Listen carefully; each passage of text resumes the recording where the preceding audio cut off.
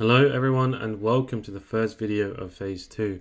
Now in this video we're going to understand what an order block actually is, and we're going to understand the foundation of our strategy, and we're going to understand why we trade the way that we do. Now, as explained in the liquidity video, there's some moves that may appear random but they are completely legit and they fully make sense once you understand what's actually happening in the market. Now, as you know, that institutions and banks, they have a lot more money than us as retail traders, so they are able to move the market to their preference. Okay. Now, as I mentioned about grabbing liquidity, when as I said, we can't have too many winners, right? We need to have losers for there to be winners. Okay. Now, essentially, what tends to happen is when you tend to form a range, or when you have this random push down or up depending on the structure, right, and then suddenly you see some massive impulsive moves going to the opposite direction, that is probably the best indication that the institutions were involved. Okay, now this is in a very basic way, okay, because we need to understand it in a very simple form, because all we need to understand is what is going on. All right, now in terms of here, so this is a very basic scenario. Okay, so what we have our support, we have our resistance, and then what we have here is we have this push down, okay, from here to here. Okay, what's this done? It's grabbed liquidity from these lows. It's grabbed liquidity from the people that are trying to sell on the breakout or buy on the support, right? And it's grabbed that liquidity and it's gone. Okay, that was the desired direction to go. Okay, now the interesting part is why this retrace actually happens. Okay, because the interesting part is this is where we are going to be entering. Now, why is that? So for this to happen, okay, institutions and banks, they need to sacrifice a position to trade this down. So essentially, they need to place a sell order, sell position to sell all this down to grab that liquidity. Okay, so say for example they place a sell and it's here at what, say 50 million for example, and they go up here, they place their buy orders and they push price to where they wanted to go once liquidity has been grabbed, and they're sitting here at plus, I don't know, say 150. These are just random numbers, for example. However, they still have these sell positions open. Okay, so once they're up here, they're going to be sitting in drawdown, right? So they're going to be sitting in drawdown of minus, say is minus 150 here as well. Okay, so what they need to do, they need to mitigate their losses. So what they do, they push price down, down, down until they've mitigated their losses, and then they continue the move. Okay, and so as a mitigation, that is the footprint that we are looking for. This exact model is all that we are looking for. Okay, we are trading the footprint, so we are trading the mitigation play that is happening when they are going to mitigate their orders. Okay, it's very, very easy to it's very easy to understand it in this way, and they're quite easy to have like set rules on as well, which we'll explain in this video. So what tends to happen is, for example, when you have a buy move, the order block is the last bearish candle, in theory, the last bearish candle before the bullish push, and it's the vice versa. So if it's the other way around, it is the last bullish candle before the bearish push. Okay, now for an OB, we have some rules. Okay, so for an OB has to break structure. That is the must. So for example here, okay, we've broken structure. That is rule number one. That needs to happen for there to be an OB. Okay, we have other optional extras. However, these are what increase your probability when we're looking to trade. Okay, one of them is grabbing liquidity. For example, we have this support level here, so it's grab liquidity here. Okay, so that is a confluence in its own. Okay, the next one is mitigating previous OBs, and we'll understand this a bit further when we talk about order flow. But say for example we had a previous OB here, and it's only gone and mitigated that loss, their losses here, and price is gone. Okay, so this has created an OB, it's mitigated previous OB, it's also a grab liquidity from here, extra confluence. And remember, in the very first video we spoke about candle volume. So in terms of the body, this will tell you where the mass collection of orders essentially are. So sometimes if you get one with very big wick but very little body, there's not really much volume, trading volume in that candle. Okay, but we don't really focus on that too much because there's ways of refinement that help us improve how we're going to trade it. Okay, so in this scenario, what we have a breaker structure. Okay, where is the OB? So essentially, price needs to come down and mitigate the sell orders, right? The sell orders are the whole position from here to here.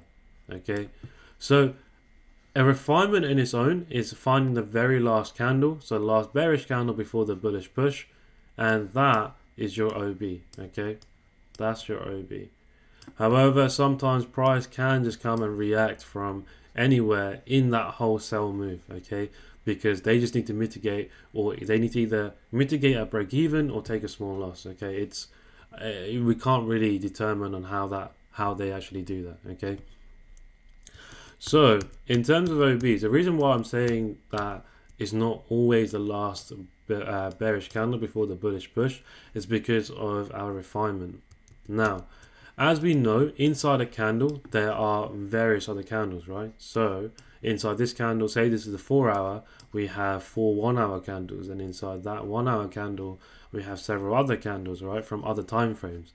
And this process of refinement is how we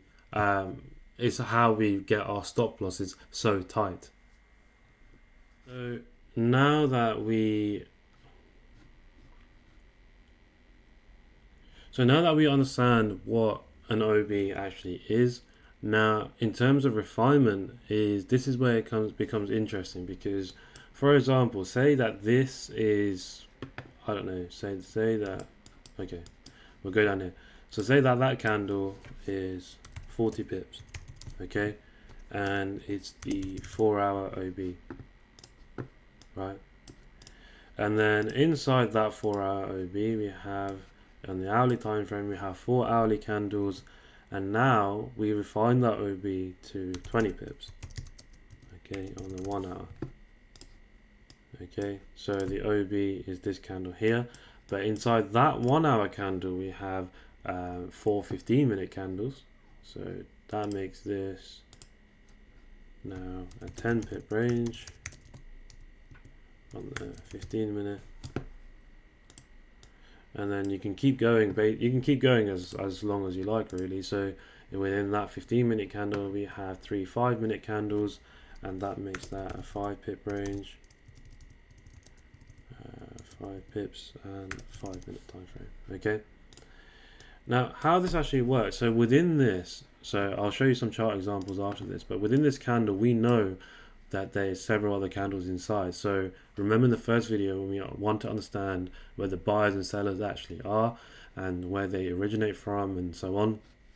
So within this OB, we've got a smaller OB, which is the last sell order before that push up that happened here, right?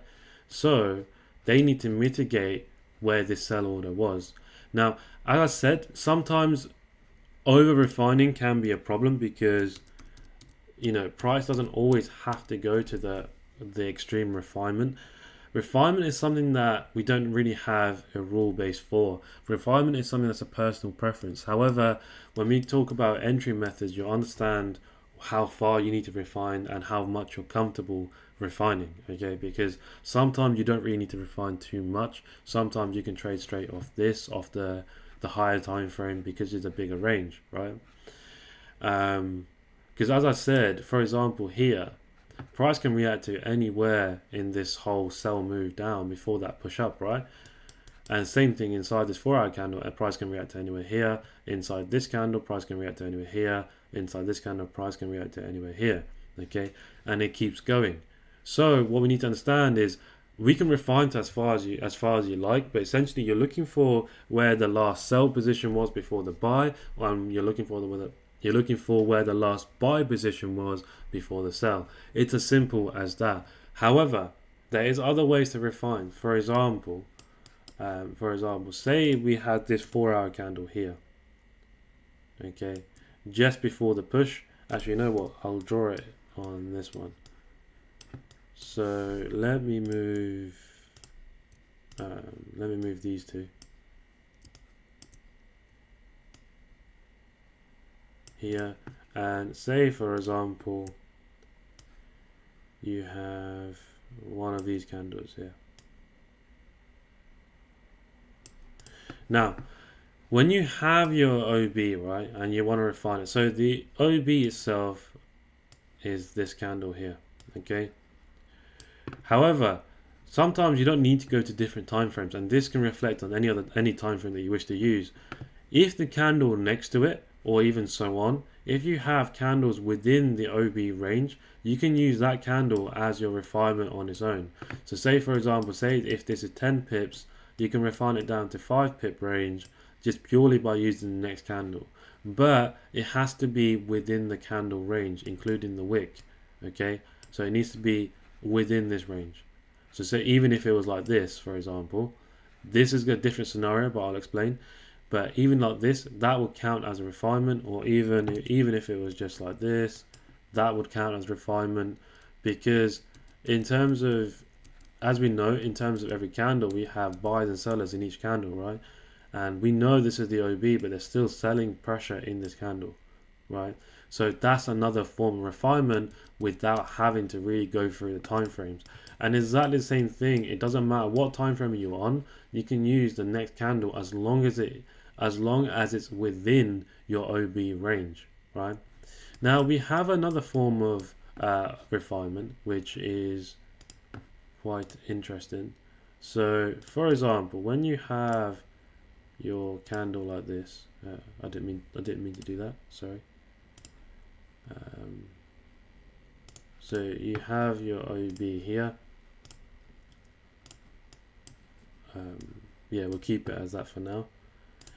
But remember when I said sometimes you can get candles with very big wicks? So let's make that a bit thicker. There you go. And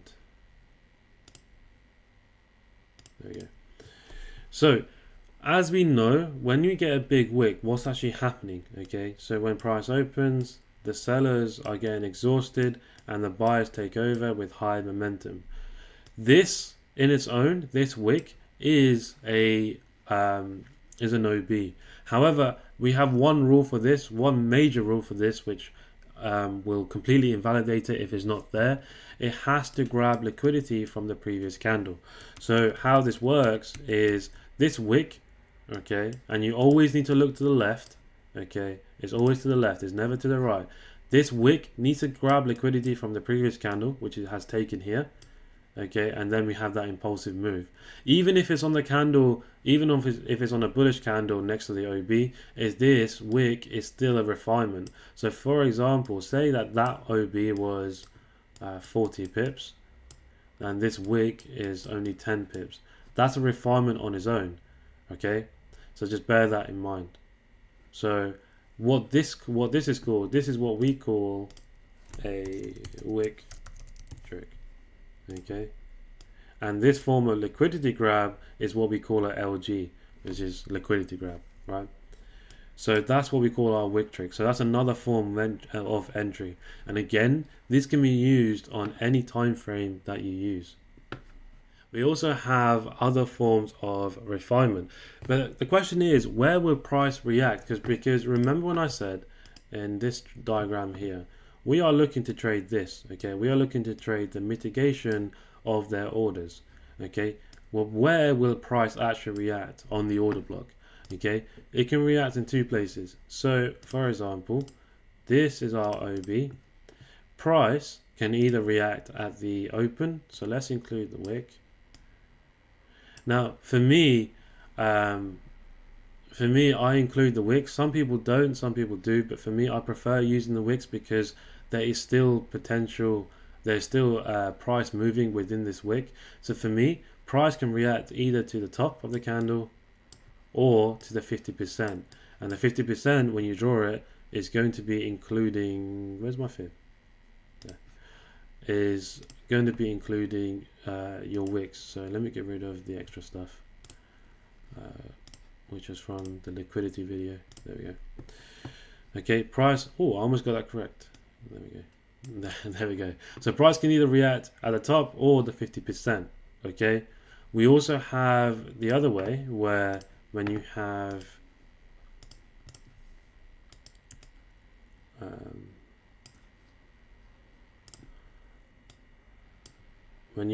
a wick trick, okay, price can react at the base of the wick or it can react at the 50%.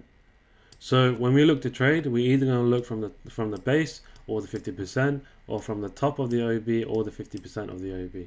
It's as simple as that. So we're looking to trade the mitigation of that, or of that, of this, or of that. That's essentially what we're going to do. And when we talk about entry refinements, we're going to understand how we're going to catch these moves with even tighter stop losses to improve our odds on this. So lastly, we want to talk about the third rule. I think it was a third rule that I wrote. I'm pretty sure. Yeah. So lastly, I want to talk about volume. So in terms of volume, what we talk about with volume is when we get a candle like this. So say this is your bearish candle, and in terms of the wicks, it's quite small. When you got a candle with a lot of body with very little wick, okay, that's an OB. Okay, so say this candle is this one here. This is probably your best bet of which candle to use when you're using an OB. So if you see a candle with a lot of volume, this is probably this should be your preference, as opposed to one that looks like that. Okay, because there's more volume in that candle than this one. Okay, it's pretty much as simple as that. So in terms of candle, in terms of volume, in terms of that rule, essentially you're looking for a fat candle, essentially.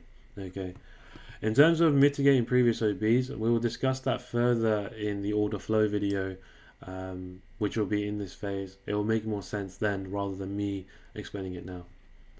This Euro USD chart that we spoke about before. Now, what we're gonna look at is this specific area here. Okay, so what we know is obviously this was the impulsive move. Okay, so this was the impulsive OB here.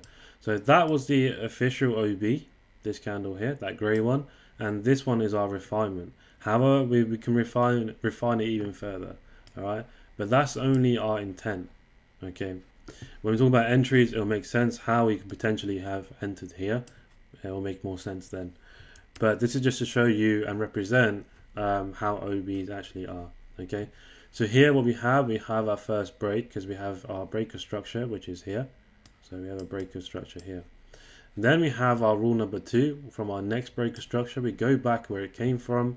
This is the last. So here, when you get this situation, so sometimes this can be confusing.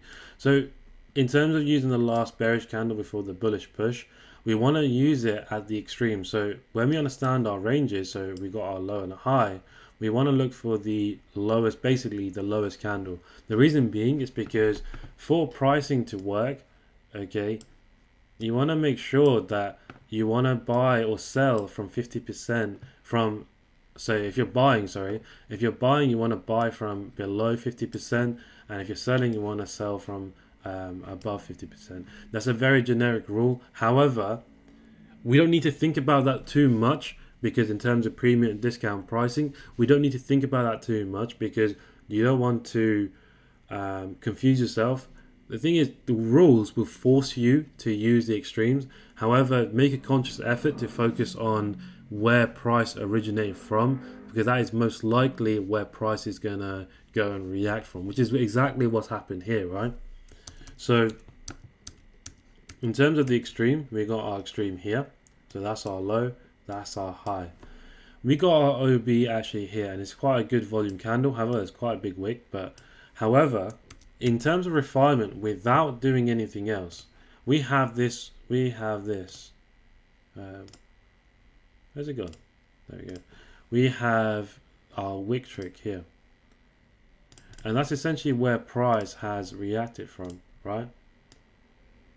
There we go. That's where price has reacted from. So it's reacted from this OB here. Not only that, we could have refined it even further by doing 50% of that. So for example, say if we traded straight off here. Okay, let's go from the OB itself.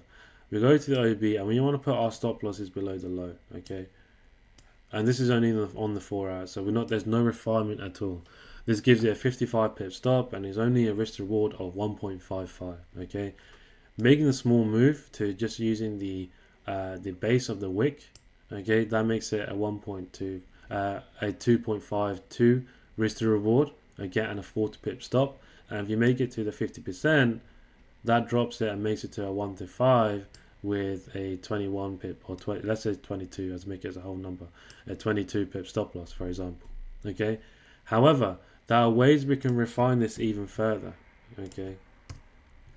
So inside this wick, as I said, we can probably find further OBs. So let's go through it. So let's go to the 1 hour, and there's no fixed way on how to do this. Essentially, there's so many other time frames that you can flick through. You can type the time frames, but you want to find a candle that fits your criteria, right? And generally for me, I like to have a nice volume candle, okay? Or if I see another wick trick inside this, okay? So inside the hourly, I mean, you can refine it down to this one.